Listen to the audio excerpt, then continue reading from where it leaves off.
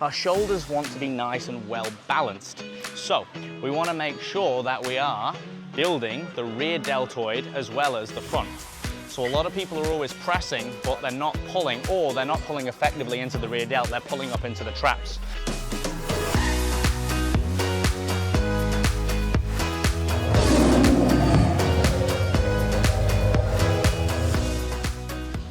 We're back and we're talking rear deltoid. So guys, for those of you who may be new or you need a quick reminder, if you like these little tutorial videos, you will find them in the highlights in my Instagram for more of the main movement patterns. And as ever, if you want to see something specifically, let me know. So we're going to be talking about a rear delt fly. We're going to do cables today.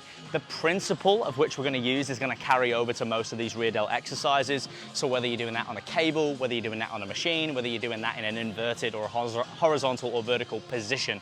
So we've got 3 heads on the shoulder. We've got the front, the middle, and the rear to keep it simple, and we're trying to get the rear. So a lot of the time in life, we're living life this way. You know, we're not sort of living life backwards. A lot of people are very hunched over. So one of the things we can do is work on the rear, the posterior chain, to actually bring our posture back, but also from an aesthetic point of view, our shoulders want to be nice and well balanced. So we want to make sure that we are building the rear deltoid as well as the front.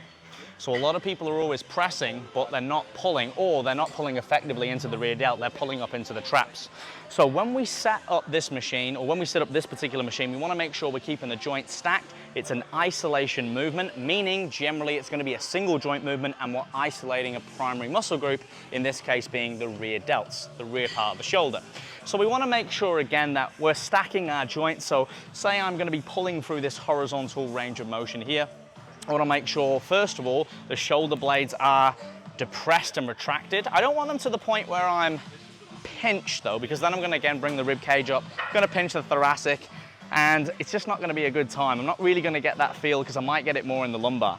And at the same time, I don't want to elevate, because if I'm going to elevate, I'm going to be pulling all up into my traps, all up into my neck, and that's not going to be a good time either. And you're really going to feel that in the neck rather than the rear delt. So in this particular instance, we're going to make sure the weight is correct, so start nice and light. I've not got any particular attachments on. I like to personally hold the cable before the end, just because I get a better grip and a better feel.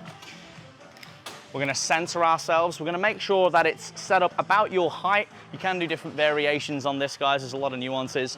The shoulder blades are back and down. I'm going to turn my fists out or my palms into each other. So you can play around with the angle of your hands, but generally somewhere between the palms facing down and up is going to be best to pull through that rear delt. So again, you're not trying to pull through the elbows completely. You're not trying to pull just through the wrist. You're trying to keep the shoulder blades back and down, isolate, and then keep the joints stacked and not move them. You're trying to pull back through the rear delts. You can almost think about pulling your elbows back to a wall. So you can stretch, you're not resting, leave it here, and then squeeze all the way back. And again, don't try and extend, because you're going to flex your triceps, and don't try and arch, and at the same time, don't let your traps come up. So you want to think about stretching, contracting and holding, squeezing back down. The glutes and the core are there again for stability. I'm going to stretch, I'm going to squeeze. I'm going to stretch, I'm going to squeeze. And I'm trying to find that sweet spot where I can get the biggest and the largest activation in the rear part of the delts. So if we improve this movement pattern, not only do we avoid injury, we're going to increase aesthetics, we're going to increase the functional mobility of the joint as well. The shoulder is very complex, and overall you're going to get better results. So once again, that's a bit of a snapshot. There's a lot going on when we talk about shoulders. There's a lot going on with these nuances and these movement patterns. So if you want to see another variation on the rear delts, let me know, guys. As ever, if you've got any questions, queries, inbox me, DM me. Make sure you share it around if you found it helpful. Check the highlight reel for more. And if you want to contact me with more specific information, remember, I'm taking a lot more online clients on now. As ever, see you in the next one.